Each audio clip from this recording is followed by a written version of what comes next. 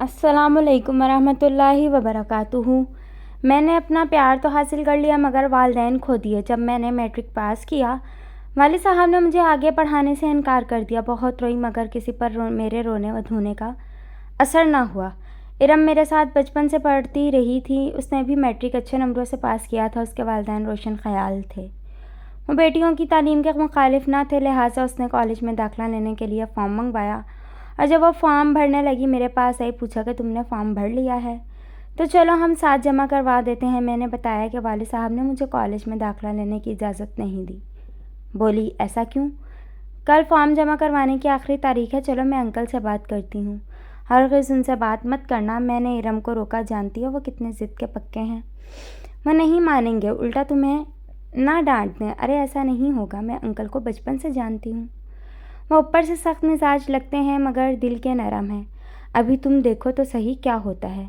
باوجود میرے روکنے کے وہ ابو کے کمرے میں چلی گئی اور میرے داخلے کی بات کی۔ والد صاحب نے منع کر دیا، بولے بیٹی ضد نہ کرو، میں ربیہ کو اجازت نہیں دے سکتا کیونکہ اس کے دادا نے منع کیا ہے۔ اپنے والد کی حکم عدولی کیوں کروں؟ ربیہ بولی انکل آپ مان جائے، دادا کو میں خود جا کر منا لوں گی۔ جب والد نے پھر بھی حامی نہ بھری تو اس نے روتے ہوئے اپنا فارم ان کی میز پر رکھ دیا۔ بولی میں پھاڑوں گی تو گستاخی ہوگی، آپ خود ہی اس کو پھاڑ دیجیے۔ اگر ربیہ نہیں پڑھے گی تو میں بھی نہیں پڑھ سکوں گی۔ میرے ابو نے یہی شرط رکھی ہے کہ ربیہ کالج میں داخلہ لے، تبھی تم بھی لینا۔ پہلی جماعت سے اسکول اکٹھے گئی ہو، کالج بھی اکٹھے جانا، ورنہ تم اکیلی کالج نہیں بھیج سکتا۔ اسے زاروں قطار روتے دیکھ کر نہ جانے والد صاحب کا دل کیسے گداز ہو گیا کہ داخلے کا فارم میز سے اٹھا کر اسے دے دیا اور کہا کہ میں جا کر دوسرا فارم لے آتا ہوں، کل تم اسے ساتھ لے جانا اور دونوں اپنا فارم جمع کروا دینا۔ یہ سن کر وہ کھل اٹھی، دوڑتی ہوئی میرے پاس آئی اور میرے گلے سے لگ گئی۔ بولی چلو بھائی اب تیاری کر لو، کل ہم دونوں فارم جمع کرانے کالج جائیں گے۔ میں نے کہا تھا نا کہ انکل میری بات نہیں ٹالیں گے، وہ بات جو تم نہیں منوا سکیں میں نے منوا لی، اب کھلاؤ مجھے مٹھائی۔ یوں ارم کے آنسوؤں نے میری کامیابی کا راستہ ہموار کیا اور اس کی جرأت نے مجھ پر تعلیم کے دروازے کھول دیے۔ ہمارا داخلہ ہو گیا اور ہم نے مضمون بھی ایک جیسے ہی لیے۔ کالج جا کر میں بہت خوش تھی۔ کالج کی زندگی کا اپنا ہی مزہ ہوتا ہے۔ ارم مجھ سے زیادہ خوش تھی کہ ہمارا ساتھ نہیں چھوٹا تھا۔ اب ہم روز اکٹھی جاتی اور اکٹھی آتی، راستے بھر باتیں کرتے جاتے تھے۔ کتنے خوبصورت دن تھے وہ بھی۔ 2 سال بخیر خیریت اور ہنسی خوشی گزر گئے۔ ہم نے انٹر کا امتحان دیا اور بہت اچھے نمبر لیے، مگر تیسرے سال ایسا واقعہ پیش آیا جس نے ہم دونوں سہیلیوں کو آپس میں جدا کر دیا۔ ہمارے کالج کے پاس ایک شاپ تھی جس پر چاٹ بکتی تھی۔ اکثر لڑکیاں وہاں سے چاٹ منگوا کر کھاتی تھیں، کچھ پیک کروا کر گھر لے جاتی تھیں۔ ہم دونوں بھی کالج سے چھٹی کے بعد وہاں سے کبھی چھولے، کبھی دہی بڑے پیک کروا لیتی تھی، وہ اپنی بہن کے لیے اور میں اپنی بہن کی خاطر، کیونکہ دونوں ہی ہم سے فرمائش کرتی تھی کہ ضرور لانا۔ ایک دن اس شاپ پر ایک خوبصورت نوجوان بھی یہ چیزیں پیک کروا کر لے جا رہا تھا۔ اس نے مجھے دیکھا تو ٹھٹک کر رہ گیا۔ میں اس کی نظروں کی ان کہی کہانی سمجھ گئی۔ دوسرے روز بھی وہ اسی وقت وہاں موجود تھا۔ اس روز ارم کا موڈ کچھ خریدنے کا نہ تھا، لیکن میں اصرار کر کے لے گئی اور چھولے پیک کروائے۔ وہ نوجوان مجھے بغور دیکھے جا رہا تھا۔ پھر تو یہ معمول ہو گیا کہ میں روز کچھ نہ کچھ پیک کروانے لگی اور وہ بھی مقررہ وقت پر وہاں موجود ہوتا۔ بہت جلد ارم کو اندازہ ہو گیا کہ وہ نوجوان میرے لیے اور میں اس کے لیے اس شاپ پر جاتی ہوں۔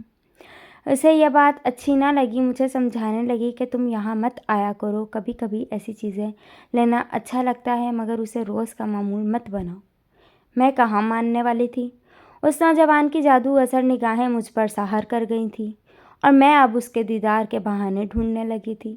ارم ہمیں بے بسی سے تکنے پر مجبور تھی۔ پہلے کچھ دن تو اس نے برداشت کیا، سمجھاتی بھی رہی کہ بات آگے بڑھنے سے پہلے ایک قدم پیچھے ہٹا لو ورنہ مشکل میں پڑ جاؤ گی، اس شاپ پر جانا چھوڑ دو ورنہ میں تمہارا ساتھ چھوڑ دوں گی۔ مگر مجھے اس کا سمجھانا زہر لگنے لگا اور ایک دن زچ آ کر کہہ دیا کہ میں کوئی جرم نہیں کر رہی، اگر تم اسے جرم سمجھتی ہو تو بے شک مجھے چھوڑ دو، میں اکیلی کالج سے گھر چلی جایا کروں گی۔ میں تمہاری سوچوں کی غلام نہیں ہوں۔ وہ مجھے اکیلا نہیں چھوڑنا چاہتی تھی۔ کافی دنوں تک اس نے میرا ساتھ دیا، تمام راستے، مگر میں اس کے ساتھ کلام نہ کرتی اور نہ ہم کالج میں بات کرتے تھے۔ ارم نے میرے گھر آنا چھوڑ دیا تھا، مجھ پر اس کی خاموش احتجاج کا بالکل اثر نہ ہوا۔ میں کہتی کہ میری اپنی زندگی ہے اور تمہاری اپنی، تمہارا کوئی حق نہیں بنتا کہ مجھے تم چھوٹی چھوٹی باتوں پر ٹوکو، مجھے میری مرضی اور خوشی سے جینے دو۔ بالآخر ہمارے درمیان اتنا تناؤ بڑھا کہ دوستی ٹوٹ گئی اور ہمارے راستے الگ ہو گئے۔ اب ہم 4th ایئر میں تھے، وہ اپنے گھر سے اکیلی جاتی تو میں دیر سے تیار ہونے کا بہانہ کر کے بعد میں نکلتی اور آگے جا کر اس نوجوان کے ہم رکاب ہو جاتی جو ایک خاص مقام پر میرا منتظر ہوتا تھا۔ اس کا نام یوسف تھا اور ہماری ملاقاتیں باقاعدگی سے ہو رہی تھیں۔ ارم کا کانٹا درمیان میں سے نکل چکا تھا، مجھ سے دوستی ترک کرنے کا یقیناً اسے بے حد دکھ تھا، لیکن کیا ہو سکتا تھا؟ اب ہمارے خیالات الگ الگ اور راستے جدا جدا ہو چکے تھے۔ میں سمجھتی تھی کہ یوسف جیسے خوبصورت نوجوان کو پا کر میں نے سب کچھ پا لیا ہے، اور ارم بے وقوف ہے۔ اسے دلوں کے حالات کا کیا پتہ۔ جن دنوں ہمارے 4th ایئر کے پیپرز ہو رہے تھے، خالہ اپنے بیٹے کا میرے لیے رشتہ لینے آ گئیں جس کا نام زین تھا۔ وہ بے حد خوبصورت تھا اور اعلیٰ عہدے پر فائز تھا۔ والدین کی آرزو تھی کہ میرا رشتہ زین سے ہو جائے، ان کی امید برائی اور انہوں نے خالہ کو ہاں کر دی۔ شادی سالانہ امتحان کے بعد ہونا قرار پائی تھی۔ میں نے یہ بات سنی تو پیروں تلے سے زمین نکل گئی، کیونکہ مجھے تو صرف اور صرف یوسف سے شادی کرنا تھی۔ میں نے اس سے رابطہ کیا اور اسے صورتحال سے آگاہ کیا۔ وہ یہ سن کر اداس ہو گیا۔ تم اپنے والدین کو کیوں نہیں بھیج دیتے؟ تم میں کوئی کمی نہیں ہے؟ جب وہ میری مرضی پوچھیں گے میں تمہارا نام لوں گی اور زین سے شادی سے انکار کر دوں گی۔ غرض میرے اکسانے پر اس نے اپنی ماں سے بات کی۔ پہلے تو اس کی امی نہ مانی کیونکہ وہ اپنی بھانجی سے یوسف کی بات طے کر چکی تھی، مگر جب یوسف نے بہت دباؤ ڈالا تو وہ ہمارے رشتے کے لیے آئیں۔ ادھر امی ابو بھی خالہ کو زبان دے چکے تھے۔ انہوں نے یوسف کی والدہ سے معذرت کر لی اور کہا کہ آپ کو ہم نہیں جانتے، ہم انجانے لوگوں میں رشتہ نہیں کرتے، جبکہ ہماری بچی کا رشتہ طے ہو چکا ہے اور لڑکا اعلیٰ آفیسر ہے، ہمارا قریبی عزیز ہے۔ غرض انہوں نے یہ تک کہہ دیا کہ دوبارہ اس غرض سے ہمارے پاس تشریف نہ لائیے گا۔ یوسف کے والدین نے سب کی محسوس کی اور جا کر بیٹے کو لعن طعن کی کہ تم نے ہماری اچھی عزت افزائی کروائی، بھلا ایسے کوئی انجان لوگوں کو بیٹی دیتا ہے؟ تم کم عقل ہو اور تمہاری محبت میں آ کر آخرکار ہمیں ذلیل ہونا پڑا۔ خبردار آئندہ اس لڑکی کا نام مت لینا۔ ادھر ابو امی پر خفا ہو گئے کہ یہ کون لوگ تھے اور کیوں اس طرح منہ اٹھا کر ہمارے گھر آ گئے۔ والدہ بیچاری کیا جواب دیتی؟ وہ مجھ پر خفا ہوئی کہ یہ سب تیری کارستانی ہے جو یہ لوگ بلا تعارف ہمارے گھر گھس آئے۔ خبردار آئندہ نہ آئے ورنہ تمہارے ابا ان کا برا حشر کر دیں گے، اور ساتھ میں میرا اور تمہارا بھی۔ اسی دن کے لیے تمہیں کالج پڑھنے کے لیے بھیجا تھا کیا؟ غرض انہوں نے خوب مجھے برا بھلا کہا اور میں چپ چاپ سنتی رہی، مگر دل میں ٹھان لی کہ جو یہ چاہیں کر لیں، شادی میں یوسف سے ہی کروں گی۔ رزلٹ آتے ہی گھر والوں نے میری شادی کی تاریخ رکھ دی۔ میں بہت پریشان ہوئی، ارم کو بتایا اور اس سے کہا کہ میری مدد کرو۔ اس نے کہا صبر کرو ورنہ بھاگ کر یوسف سے شادی کر لو۔ اس نے ویسے ہی تنزیہ کہا تھا، مگر میں نے اس بات کو گیرا میں باندھ لیا۔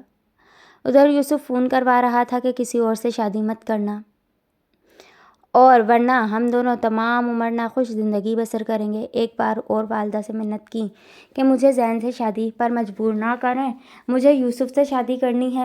والدہ نے جواب دیا تمہاری شادی کی تاریخ طے ہو چکی ہے، کارڈ چھپنے چلے گئے ہیں، کچھ ہوش کے ناخن لو، آئندہ ایسی بات منہ سے مت نکالنا۔ اگر تیرے بابا کو خبر ہو گئی تو وہ تمہیں مار ڈالیں گے اور خود بھی مر جائیں گے۔ یوسف نے ایک لڑکی کو میرے گھر بھیجا جو میری کالج کی سہیلی بن کر آئی اور اس کا پیغام دیا کہ زین سے شادی مت کرنا ورنہ مجھے ہمیشہ کے لیے کھو دو گی۔ تم گھر سے نکل آؤ، ہم شادی کر لیتے ہیں، بعد میں والدین مان جائیں گے۔ اب اس کے سوا اور کوئی راستہ نہیں ہے۔ اب میں دوراہے پر کھڑی تھی۔ آخر جذبات کی جیت ہوئی اور عقل نے ہار مان لی، اور ایک رات جب سب سو رہے تھے میں گھر سے نکل پڑی۔ یوسف گلی کے موڑ پر میرا منتظر تھا، وہ مجھے گجرانوالہ لے آیا اور اس کے دوست کے پاس ہم ٹھہر گئے، جس نے اگلے دن ایک کرائے کا مکان لے دیا اور ہم وہاں چلے گئے۔ کورٹ میرج کر کے نئی زندگی کی ابتدا کی۔ شادی کے 2 سال تک ہم دونوں ہی اپنے والدین سے نہیں ملے۔ جب میرا پہلا بیٹا ہوا تو اس کے دادا دادی کو اطلاع ہوئی، وہ ہم سے ملنے آ گئے اور مجھے اپنے ساتھ گھر لے آئے۔ انہوں نے مجھے اپنی بہو تسلیم کر لیا، مگر میرے ماں باپ مجھ سے راضی نہ ہوئے۔ حالانکہ کئی بار میرے سسر اور جیٹھ شہر کے کئی معزز لوگوں کو لے کر ان کے پاس میری طرف سے معذرت کرنے اور راضی نامے کے لیے گئے۔ میرے والد نے کہا کہ میں ربیہ کو کبھی معاف نہیں کروں گا، میرے لیے وہ مر چکی ہے، اب دوبارہ مت آئیے گا۔ چونکہ میری شادی کے کارڈ بھی چھپ چکے تھے، والد صاحب کی بے عزتی ہوئی تھی، اس لیے انہوں نے مجھے معاف نہ کیا اور والدہ سے کہا اگر تم ربیہ سے ملو گی تو میں تمہیں طلاق دے دوں گا۔ یوں ممتا کی ماری میری ماں بھی مجھ سے ملنے سے باز رہیں۔ وقت گزرتا رہا، میں 4 بچوں کی ماں بن گئی، اپنی زندگی میں رچ بس گئی۔ والدین کے لیے دعا کرتی تھی اللہ انہیں سلامت رکھے اور ان کے دل میں میرے لیے گداز ہو جائے، مگر ہمارا میل نہ ہو سکا۔ والد وفات پا گئے، پھر والدہ بھی۔ ان کے بعد بھی بھائی نے مجھے گھر نہ آنے دیا۔ یوں میں نے اپنا پیار تو حاصل کر لیا مگر والدین کھو دیے۔ آج میرا سسرال تو ہے مگر مائکہ نہیں، جبکہ لڑکی میکے کے بغیر ادھوری ہوتی ہے، جیسے وہ سسرال کے بے رونق گھر کی مالکن ہوتی ہے۔ دعا ہے اللہ کسی لڑکی سے اس کے میکے کو جدا نہ کرے اور نہ اسے سسرال کی محبت سے محروم رکھے۔ اللہ حافظ۔